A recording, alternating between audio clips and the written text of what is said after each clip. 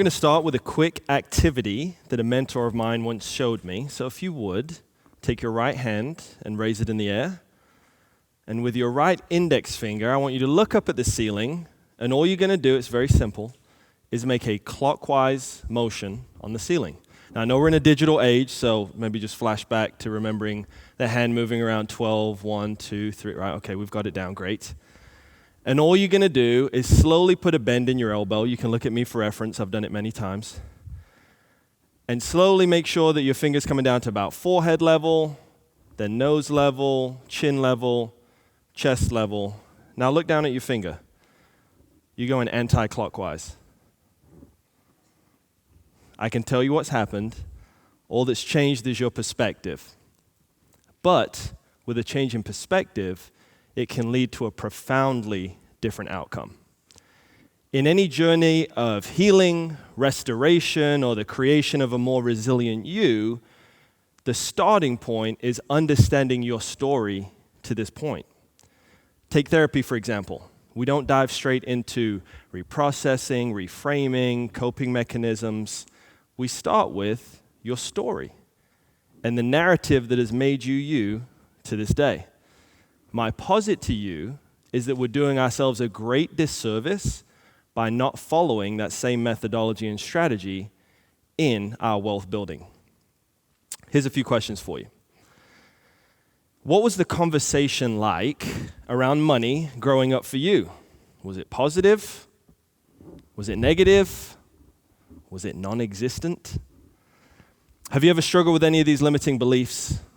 Worrying that you don't have enough money or that it's all going to run out? Debt is bad. Money is the root of all evil. Have you ever been guilty of any of the following actions? Spending all your money or more because you worked really hard and you deserve it. Taking a job that you didn't really want because of money. Stopped living life and doing the things that truly bring you joy because of money.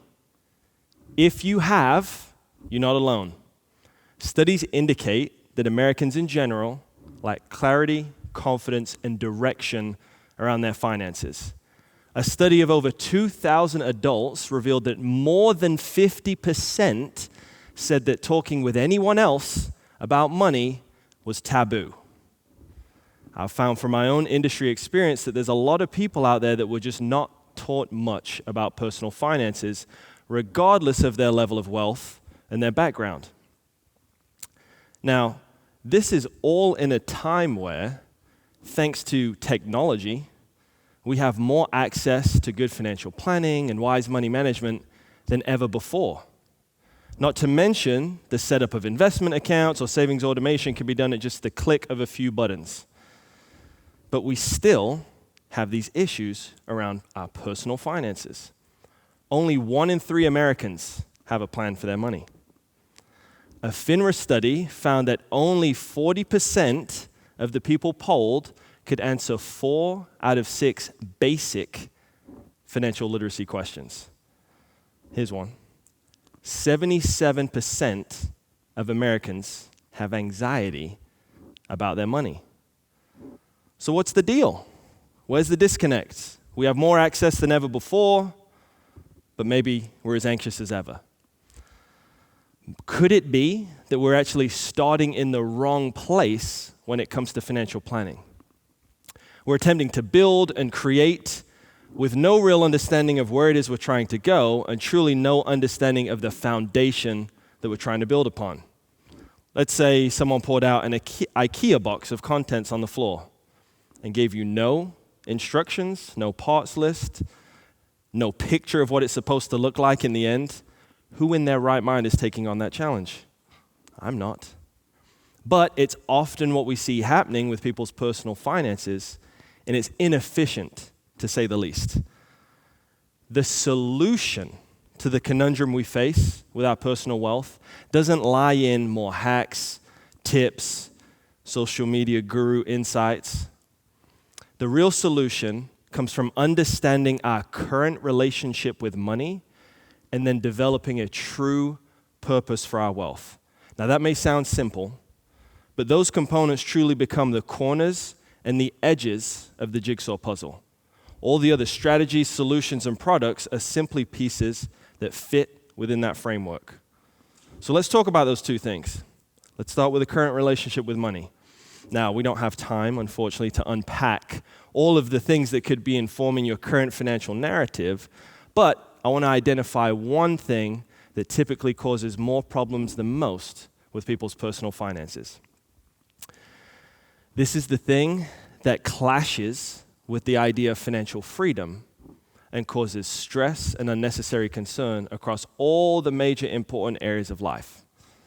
We may have goals of affluence, abundance, maybe even the creation of generational wealth, but the hidden killer of financial dreams is a scarcity mindset. Now, a scarcity mindset brings with it an overall survival methodology.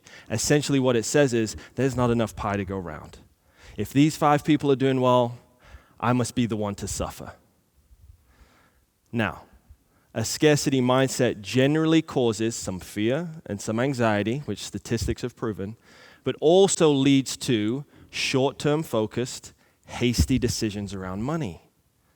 It makes it really hard to plan too far ahead or look too far out into the future, which is exactly what we need to do if we value things like wealth, legacy, community, and familial impact.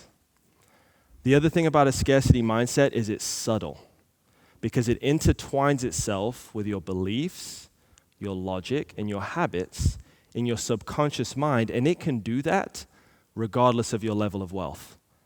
It doesn't allow a sense of clarity, peace, and direction to coexist with it. Now, this is a major issue because that could mean for you, the very thing that you're trying to create with money isn't capable of growing and thriving in the current environment. Now, when we're young, our brain's job is to adapt to our immediate surrounding by creating modes of operation that help us be successful, to exist, to do well in our current context. As we grow, those adaptive strategies in adulthood can become, maladaptive. If you were in a situation growing up where money was tight and there was the need to hoard, now in adulthood, it's hard to do things like invest in yourself or in external assets, which is exactly what needs to happen if we're ever going to have the opportunity to experience compounded or exponential growth. On the other hand, if you saw frivolous spending growing up, it may be hard to get that under control in your adult life and prioritize something as crucial as saving. Now, I want to give you a little bit of grace because when we're young, our conscious mind isn't fully formed. So a lot of the input on the big things of life, finances included, goes straight into what becomes logic, belief, and habit for us as we grow. So how do we know if we're dealing with a little bit of scarcity mindset in our world? Again, we don't have the time to unpack it all, but here's a few things to consider to evaluate the financial foundation that you may have right now. The first is to write down all of your experiences in childhood around money. Then, I want you to write down how you feel about major financial terms: investing, saving, insurance, debt. Then, identify any major experiences you had around money in adulthood. Then what you're going to do with your likely extensive list at this point is go back through and put a positive or a negative sign next to each one of those, depending on whether your interpretation of those experiences was positive or negative. Hint, if it's mostly negative, there's probably a little bit of scarcity mindset we've got to deal with. But that activity in and of itself is going to reveal so much about that foundation that we're going to start to try and build from. Now, once we have the foundation identified, it's time to move to creating a vision and a purpose for our money. Andy Stanley says it best. Everyone gets somewhere in life. A few people get their own purpose. Those are the ones with vision. I hear people with goals of affluence and abundance, and they say numerical, objective financial goals like, Mikey, I want to make 6 figures. Mikey, I want to make 7 figures. I want to have 3, 4, 5, 6, 7 streams of passive income. I want to have this many thousands or millions stocked away in savings. But can I tell you a secret? If that's where you stop, you just stop short. You're 1 or 2 steps away from really creating consistency in whatever your financial plan is. You're 1 or 2 steps away from the freedom of not having to look around and seeing what everyone else is doing with their money. When you can clearly articulate a purpose and a goal for your wealth and emotionally engage with what that means for you, now you have something meaningful and concrete that will hold you accountable even when the instant gratification version of ourselves doesn't feel like it. And I want to bring that to life a little bit in terms of what that looked like for me. Because this all sounds well and good and it all sounds simple, but what does it look like to really understand the narrative and then to build a purpose and a vision? In summer of 2020, I came home to my now 6-month-old oldest son, and if you know, 6-month-olds start to smile and engage and giggle at you and make you feel really good. And I realized holding him in a studio apartment that there was no business having 3 people in, that now my why was deeper. I had always had goals, numerical, objective financial goals of what I wanted to achieve. But in that moment, I realized that the inputs that I gave to him were going to impact his logic, his belief, and his habits across all the major areas of life, but definitely with finances too. And now my goals were tied to a deeper purpose because I wanted to be able to have the time freedom to see that smile, that giggle, and that response anytime I could. I didn't want to miss a game, a performance, a recital, any of that. And the moment I connected with a deeper why, the solutions, the strategies, and the products that were needed for my financial journey started to reveal themselves. We each have an opportunity to repair the financial wounds in our money mindset and build something that we can truly take pride in. Let's do the work of cultivating the soil in our money mindset so that as we are sowing financial seed, we've already created an environment that is vital for growth and for wealth. That, I believe, is not only how we leave, but truly get to live our financial legacy. Thank you.